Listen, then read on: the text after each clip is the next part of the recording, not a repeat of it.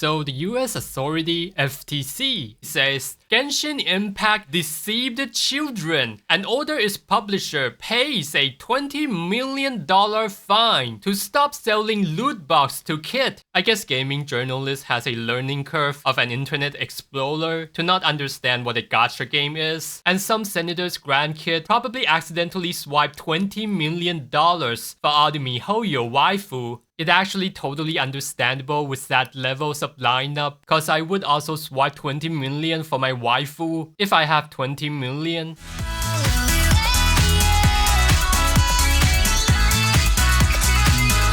$20 million fines sounds like a lot of money, but Mihoyo is expected to make $10 billion in this year, and 20 million is not even like a half of the revenue of a month, but still, it's a sizable money to Mihoyo, and it's definitely not a hit to the backs of their hand. It feels more like a punches to the stomach.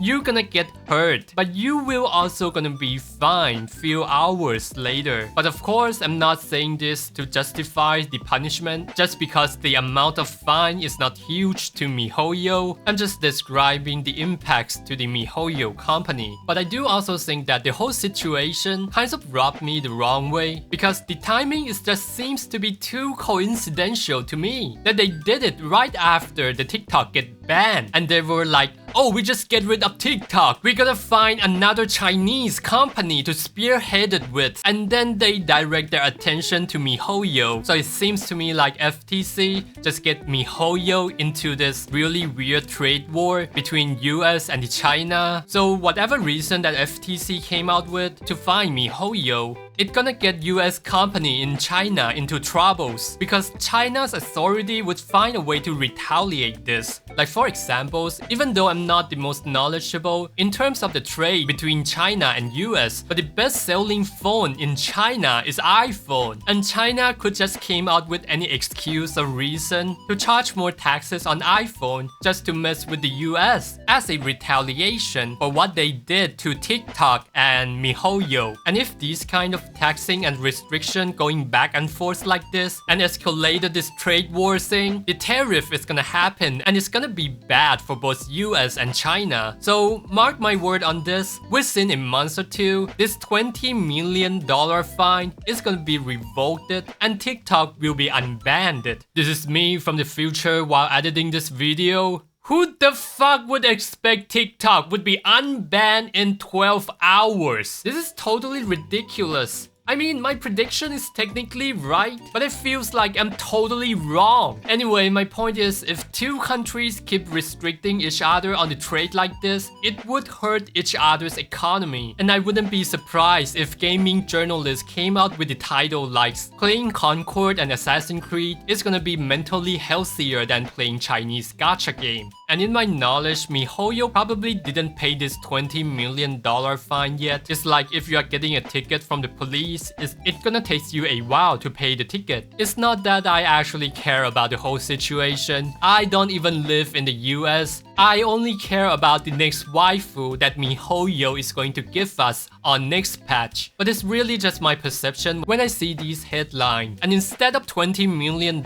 fine, it could have been a warning if they actually want to fix this issue. But let's get into the topics. So what is gacha and what is gambling? So basically we are looking at the ground zero of gacha game. It literally called the gacha machine and getting popularized back in 1965. This is the Adam and Eve of your husbando and waifu before eating the forbidden fruit of anime mobile game. You basically just drop some coin into it and you literally spin the gacha machine and you're gonna get the random toys out of it. And you could also see these types of gacha way of monetizing on the card game like Yu-Gi-Oh and Pokemon, which has been out there for decades, and they definitely target the children. You got 1,200 episodes of Pokemon and 220 episodes of Yu-Gi-Oh to promote the Pokemon and Yu-Gi-Oh card games. And on top of that, You could actually make money out of these cards if you get lucky. Like this Logan Paul's Pikachu card, it worth $5 million. And the problem is, by having the chance of winning money back, it would exacerbate the gambling behavior because you would expect yourself to make money. But in typical Mihoyo gacha game, you don't expect yourself to make any pennies out of it. So it wouldn't have the same levels of vicious cycles that actual gambling has. And you would be delusional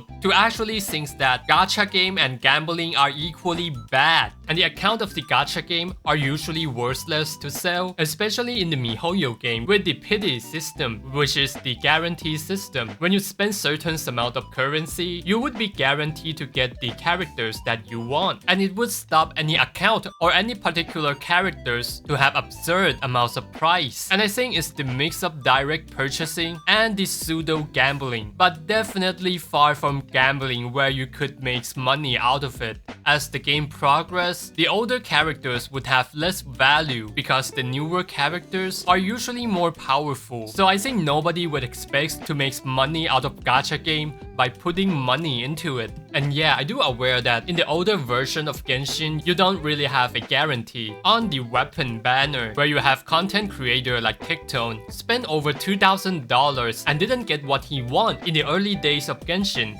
Yeah! And Mihoyo did add the guarantee system after that incident, and I think the lesson here is pretty simple. Never ever get involved with gacha without any guarantee system if you don't want to get involved with the gambling aspects of it. And the reason that people actually have issue with the gacha game and not these other things with the elements of gacha, because it is so much more accessible by just completing the purchase digitally. And for Yu-Gi-Oh! And Pokemon card, you still have to visit the store physically in order to get it. I mean, technically you could also get it digitally from the Amazon, and that causes the problem where children could steal their parents' credit card to purchase the currency inside the game, which you need to be really bad at parenting for that to even happen, because I don't remember myself growing up with the access to the credit card. And I think exploiting children in the in-game purchasing with the gacha system, that could only be done with credit card that could only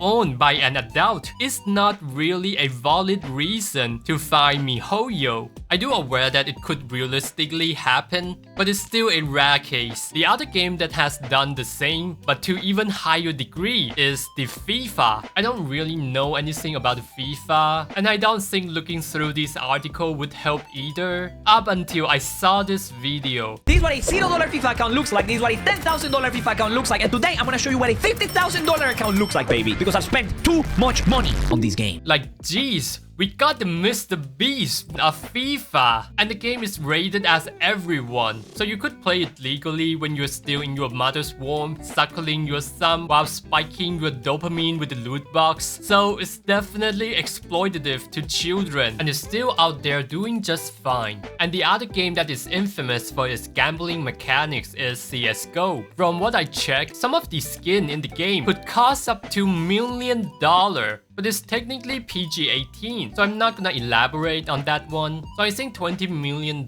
fine to the Mihoyo just rubbed me the wrong way. And it's not because of the regulation and the fine in itself, but it's the double standard. And it's not like this $20 million fine, it's gonna get back to a victim's bank's account. But don't get me wrong, I'm all for the regulation that could prevent kids from making bad financial decisions. With that said, I really do think that playing gacha game is perfectly fine as a hobby, as long as you have self-control and spend responsibly. Even for the kid, just make sure that you keep an eye on the credit card. I guess that pretty much sums up everything. Like and sub and tell me what you think, and see ya guys.